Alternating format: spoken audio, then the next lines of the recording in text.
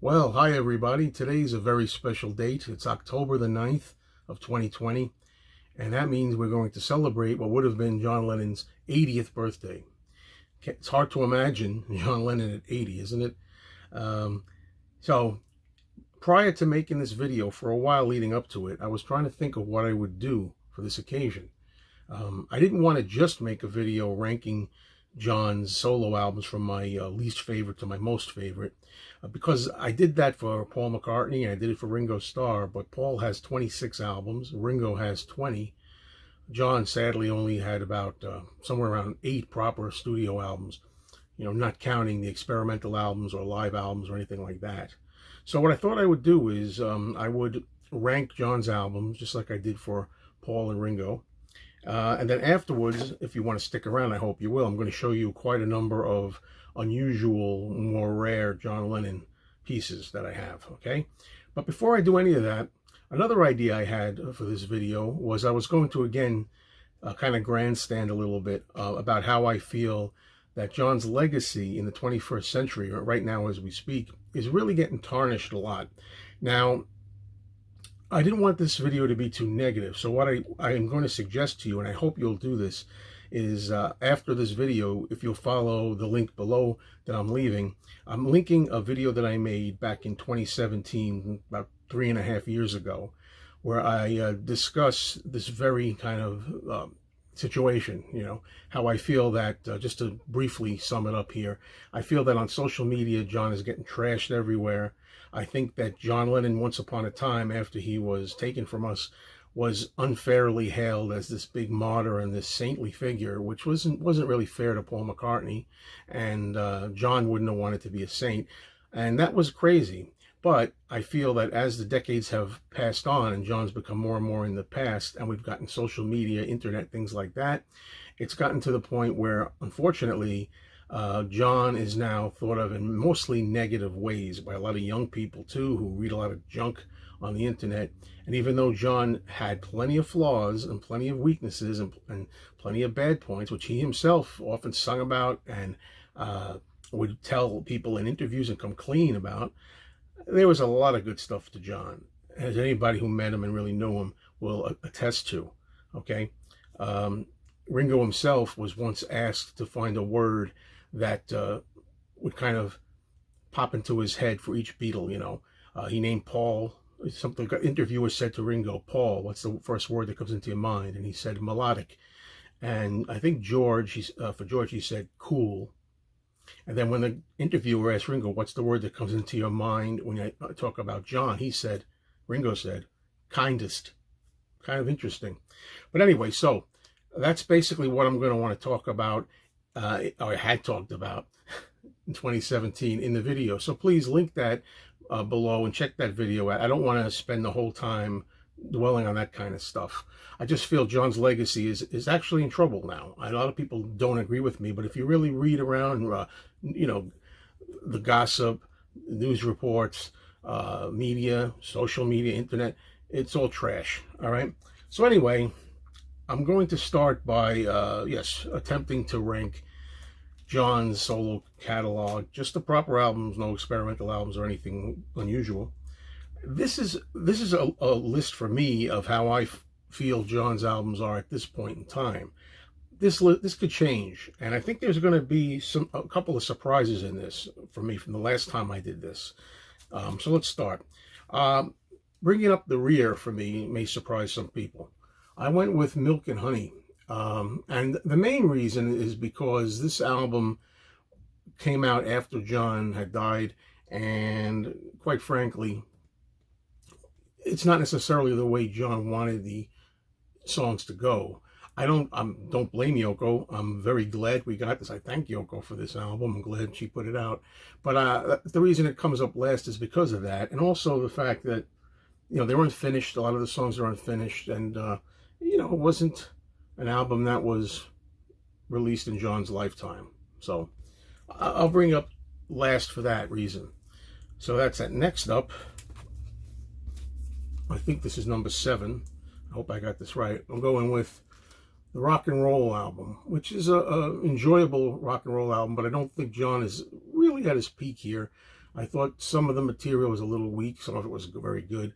I think that Angel Baby should have been on here. And speaking of Angel Baby, and I meant to say this at the top of the video and I forgot, today is the release date of Give Me Some Truth, a compilation that has, excuse me, all new mixes of John's. And I've heard a couple of mixes and they're pretty good. I'm going to do a proper review of that album once I listen to the whole thing. And stay tuned for the videos on that, because I'm hopefully very soon going to get videos up about Give Me Some Truth. But Angel Baby is on there. They put it on Give Me Some Truth. And I really hope that the mix is really improved, the sound quality, I should say. I hope it's remastered to the point where you can hear John louder. Okay, so the next up, let's see, we have 8, 7, 6. I may lose track of the numbers. I'm putting Double Fantasy here. The songs that John does on here are, at the time, I didn't think were so fantastic. I like them better now than I did then.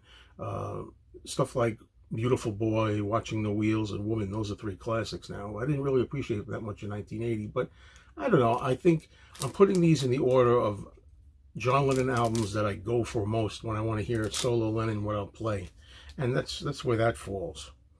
So I'm just going to get my notes here for a minute, because I want to make sure that I got the numbering pretty good. Okay, all right, 8 and 7 and 6. So we're going to do number 5. Number 5, I'm going with the very underrated Sometime in New York City. John is in good voice here, and I just love the rocker New York City. The song Woman Is the World is a very, very tough protest song in favor of women, and I think that's really a strong point that John did, that when he was getting a little bit more of a feminist at this particular point, and of course part of that due to Yoko's influence. Okay, so I just think that's an underrated album, and I'll talk about that more in its own video. Okay, now I got the last 4 here. Number 4, I'm going with Mind Games. What can you say? You might want to watch a show that I did on Talk More Talk. Talk More Talk is a solo Beatles videocast that I did with my co-hosts Kid O'Toole, Tom Hunyadi, and Ken Michaels, and Ken Womack at times. You might want to check that out on YouTube, Talk More Talk. We do this album, we talk about it, but it's not among his top 3 for me. Now, we got the 3 albums, and to me, this is where people are going to be kind of shocked, I think. Number 3, I have John Lennon Plastic Ono Band. And let me explain why. This is a masterpiece. This is one of the best things John ever did. John sounded better than ever in his voice vocally, and his material was from the heart, you know, and had a lot of pain and true feeling and just real emotion to it. I love this album. This album is a classic. But I'm ranking these albums today on October 9th, 2020, just basically on which albums I would reach for first. So that's the the little that's the word I'm looking for. You can't think of words when you're making it. You know, disclaimer. Okay, disclaimer maybe. So anyway, this is an album you got to be pretty down to really enjoy, I think, and that doesn't happen that often. So number 3. Now here's an album that has moved up in the ranks over the years for me as number 2. I went with Walls and Bridges, which I think is really a fantastic, very commercial album for John from '74 as number 2. I reached for this. This is my one of my most played, if not the most played, solo Lennon album. You know, so Walls and Bridges at number 2, and of course that leaves Imagine. Now, this I think is maybe my favorite John album of all, and I think it's maybe his best album through and through. The whole thing is, though, you're tempted not to put it at number 1 simply by virtue of the fact that it's played out. Everything's Imagine, Imagine. That's all you hear is Imagine. That's like the only thing he ever did, right? The title song Imagine is played out. And I'll also say, while we're talking about John getting roasted over the coals, the classic song Imagine, which is now a world anthem, and it's a real staple of humanity, if you will, is a song that gets trashed a lot too these days. You know, so anyway, number 1. Now, there's the ranking. As you see, it's not really much because John didn't have many solo albums. But now I'm going to show a whole stack here of records that are unusual records, rare records. Here's John Lennon Sings the Great Rock and Roll Hits. Now, to the best of my knowledge, I've had this many years. I got this probably in the early 80s. And it's, to the best of my knowledge, this is not an original. I think this is a counterfeit. You know, it's very hard to get an original. I believe this is a fake. I was told it was a fake. Here's a bootleg called Man of the Decade, which is a special, BBC special documentary kind of thing that was done in '69, and this is the audio for that. But what's special is, to me, is I got May Pang's autograph on here in 1981. I went to the Beatle Fest in 1981 in New York City, and she was there. I don't think she was listed as a guest. She was just milling about. And I saw her, and she was nice enough to sign that. So, very happy to have that. So I know that I bought this at that Beatle Fest. Okay, I'm going to go fast through these because I don't want this to be too long. Here's a picture disc. The Last Word, John Lennon interview. Here's Before Play, it's called. This is a very interesting album. It's got a filming session, the audio of it, during the Double Fantasy session. Here's Jealous Guy, 12-inch single. John Lennon Telecasts, the TV show songs that John did. Mike Douglas, Dick Cavett, things like that. Here's Working Class Hero. It's got all that kind of stuff on here, you know, rarities. It's got Angel Baby. It's funny, back then Angel Baby was considered a rare track. This came out in 1980, this bootleg, and you know, you really couldn't get Angel Baby back then, or Be My Baby's also on here, and Rock and Roll Circus and stuff that we have released now. This is a really, really good album that everybody should listen to if you're a Lennon fan. This is John Lennon Willowbrook Rehearsals. And what this is it has Geraldo Rivera on it, excuse me, and Geraldo actually, you know, helped and set up this Willowbrook one-to-one benefit with John and Yoko. Better shot at the back cover. It's a better shot. Anyway, and I like in the beginning they're doing ads for like the tickets. You know, tickets are on sale now at Madison Square Garden and all this. And there's a lot of outtakes of that, which is great. And then you get into the actual rehearsals, music rehearsals. Very good album. Here's John Lennon. You Should Have Been There, right? Is that what it's called? I don't know. I thought it was called it's called You Should Have Been There. You can see that in green on the top. And it's the rock and roll album sessions. Rock and Roll Sessions, You Should Have Been There. This, I remember when I found this many years ago. This was so exciting. It's called The Last Reunion. And it's actually John helping Ringo Starr out. Beautiful sound quality, like a Masters, doing I'm the Greatest. And John singing the two vocals on here. It's a 45, really. 12-inch 45, 2 takes of I'm the Greatest. And here's an early bootleg John Lennon telecasts. You know, it's one of those mimeographed cheap covers, you know. Here's one called Yin Yang. A picture of John as a boy on a bicycle. And it's called Yin Yang, and it's got Yoko as a girl on the little girl on the back. Teddy Boy, another early boot.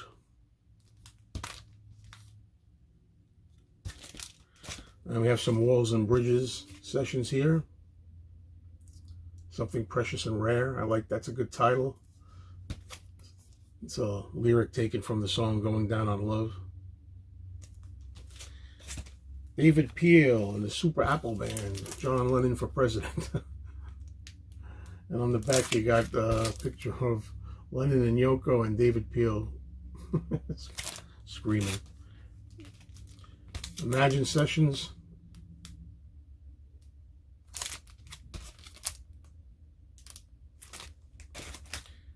Raw Studio Mixes, which came out a couple of years ago.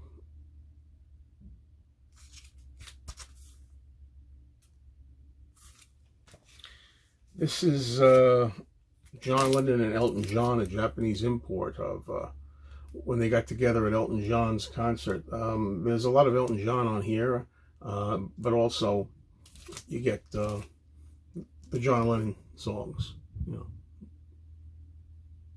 So very nice. Here's a I believe this is a Russian import of the Imagine album. Here is a Russian import of John Lennon Plastic Ono Band, notable for the blue border. That's the difference in this, of course. We have another 12-inch single, John Lennon, I'm Stepping Out.